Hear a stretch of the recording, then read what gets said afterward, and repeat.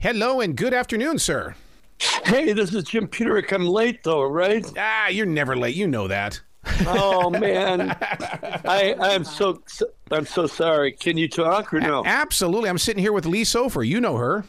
Of course. Oh, my God. Hey, Lee.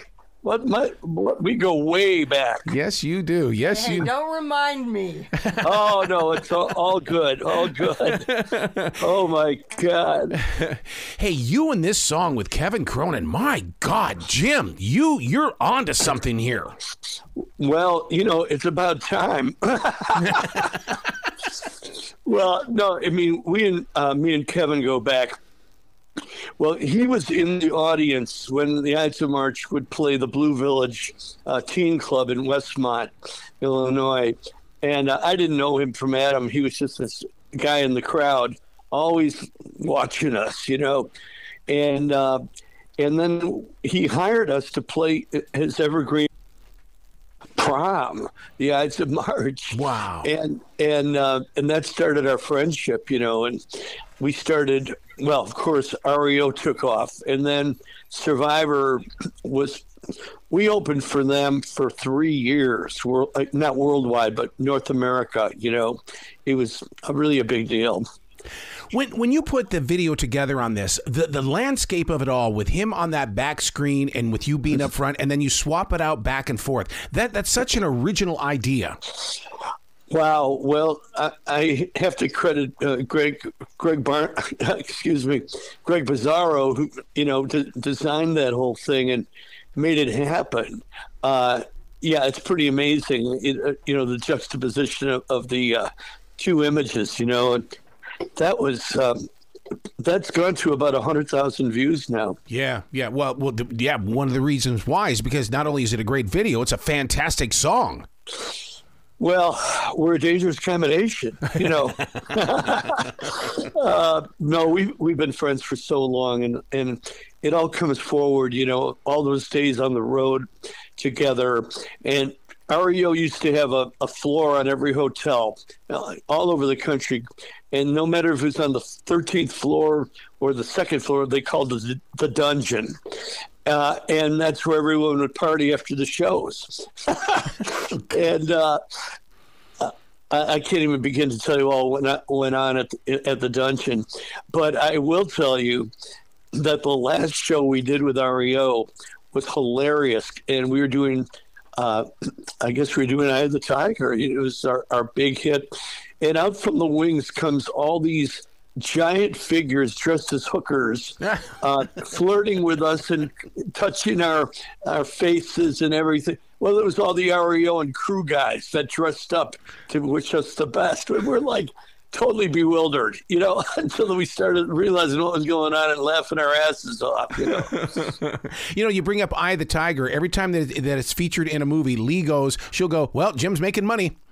Every time we turn around. Oh, well, that is cool. Thanks, Lee. I wish it was true, but no. I'll tell you, it's been good to me. So, well, and you know what? I'll tell you what. These modern day classic rock radio stations have really added it to their front line now. It's not that one song that an '80s radio station is playing. Classic rock is picked up on it as well. Well, I know. I mean, it's incredible. The '60s channel, the '70s channel, the '80s channel. I'm on all of those because, those were my three main jam decades, Well, what's really interesting is because you have been with us for so long. They always bragged about how Cher was with us for 4 or 5 decades, but they're not bragging about you. And I think we need to start something like that, get a campaign going, because you've been with us through several generations now. I know, but I don't look like Cher, and there's a big difference there. But yeah, thank you.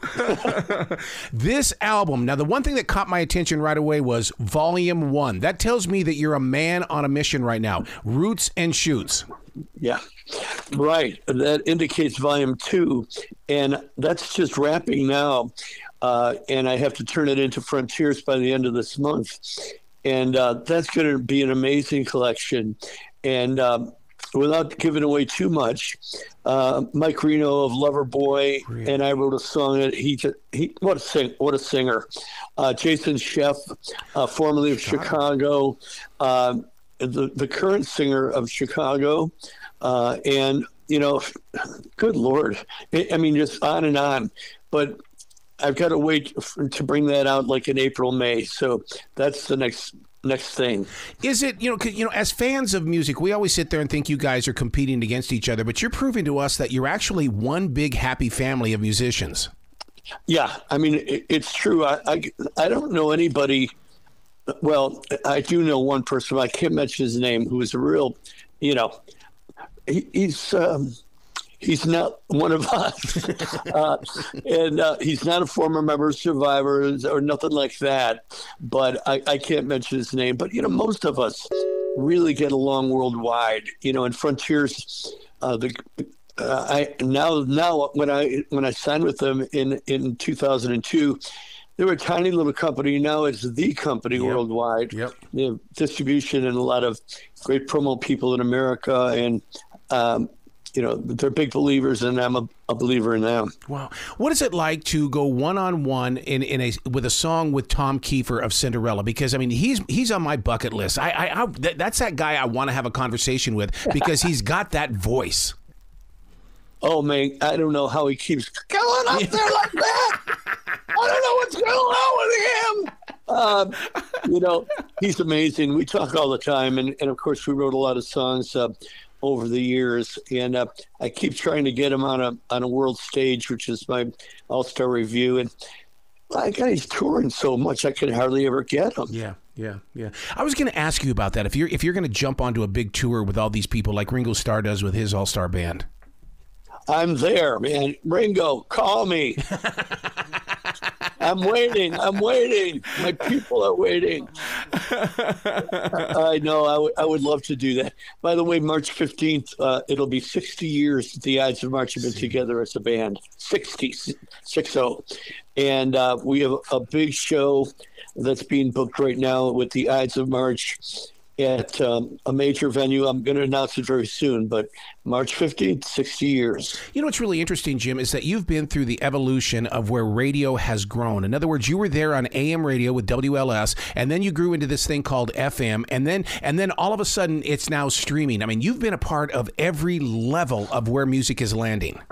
Well, it's true. I'm really thankful that it's still around, and there's, Sirius XM, the 60s channel, 70s channel, 80s channel, the nows, it's really a wide spectrum. Your harmonies with Kevin, I'm blown away by it, and I keep going back to that song because I want to know how you guys were able to bend those notes or make those notes in the most unique way, because it's a harmony that really works. We worked at it very hard. Mm-hmm. To get not only the blend, but the inflections right, because we each have our own style. I do, Kevin does. And we had to find a common ground, a happy medium, and we found it. Wow. But that's one of those things that we don't see on America's Got Talent or even The Voice on NBC, is that we don't see how you personally build a piece of music versus, I'm just going to go showcase myself on a TV show. Yeah, that's a total different thing. But it's funny, though, you mentioned those shows. I just worked with a fellow named Kevin Ferris, Farris. He was a finalist on American Idol right before the pandemic. And I think he was number 2, right below the winner. And then the pandemic hit, and his whole career in that trajectory stopped. And I was eating with my wife at a local restaurant called Davanti, and there was this gentleman playing folk guitar and singing originals. It was Kevin Ferris. I mean, this is a guy, he's a working musician, and even though, the big leap to success that he could have had after that great American Idol win, he's still doing it, and he's still building a following. And we just recorded a song together for Roots and Shoots Volume 2. So Kevin Ferris, remember the name? Yeah. So I was with Tom Werman this morning, and he was telling me that whole entire Chicago area, Illinois area was just on fire. And it's like, did you ever work with him one-on-one at all? We're dear friends, Tommy and me. We never really worked together. We're good friends. We had dinner together. We had lunch together. Tommy is one of my favorite people and was so seminal in the business, but we never really worked together per se. So Lee is pointing to me right now saying, man, I guess Ides of March has a sweatshirt for sale website? Yeah, we just well, I didn't design it, but we just approved a new thing. It's a circular thing. It's really about cornerstones of rock. That's our franchise with not all, but all the alive people from the 60s and early 70s. And, people like the New County 60, Ides of March, the Buckinghams, Crying Shames, Tom Duty's coming in from the West Coast, remember J.C. Hook, the fellow that beat the tambourine and sang with the hook? Yeah. Well, we still call him Hook, but he doesn't use the hook anymore. I keep going, Hook, bring back the hook.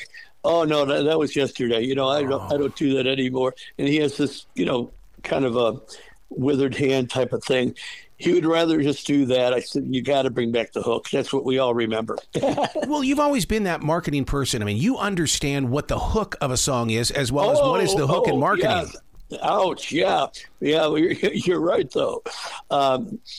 It is marketing. It's talent, but it's also how to market that talent, Well, yeah, because, it's the music business. And that's the one thing that I've always learned about you is that you understand the business side of making sure that you're booked. Well, you got a great first name, so you know how to market too. Well, I think it was Gene Simmons that said, if I don't believe that it's larger than life, how do I expect anybody else to believe it? Yeah, he was right. Talk about showman. Oh my God. Oh my God. With Volume 1 and Volume 2 coming out, you know that something has got to stick in the way that we've got to inspire radio to get back to playing new rock music or new popular rock music. And it's like, how can we push people in that direction? You got any answers? No, I was asking you because I thought you had the answer. That's really tough.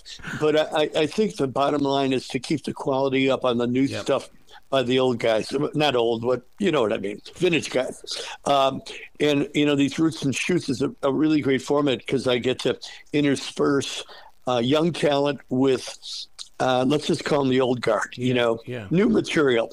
I'll get together with Mike Reno and write a song, and with Kelly Keagy and Mark Farner. We have a song called Friends Forever that all this is coming out January 12th, but Friends Forever is this great 6-8 time beer swinging mug.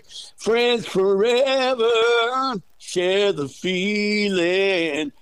Oh, it was great to hear it. See, this is the kind of thing that those Carnival cruise ships are all about. When they put these festivals together on their ships for like a week. I'm shocked that you're not on one of those with this. Well, everybody we are. On there. You are? But it's in December of 2024. Okay. Yeah, it's going to be great, and I'll announce that when the time comes. But yeah, we've been on a lot of those cruises. And we miss this coming year until December. Wow. One of the things I wanted to ask you is that I know that we've talked about the music of the 60s and stuff, but doesn't it feel like that it's just another day? Because instead of doing because I still feel like I'm 14 to 16 years old. You've got to feel the same way. Oh, it never goes old. Rock and roll keeps you young. Yeah. It really does. And I get up in the morning and I hit the keyboard or hit the guitar, and I'm trying to write the next hit. And people say, what's the best song you ever wrote? And I go, I haven't written it yet.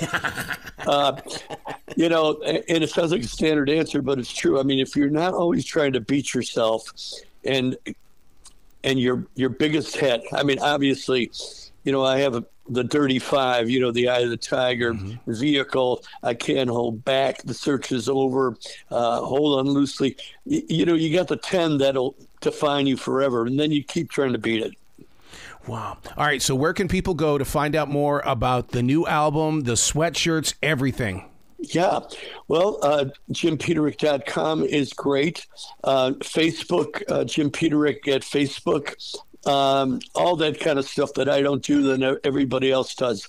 But, Yeah, I have a really active Facebook site that Paul Brown runs, and it's always changing. I do a live Zoom cast like every 2 weeks, and I talk about everything.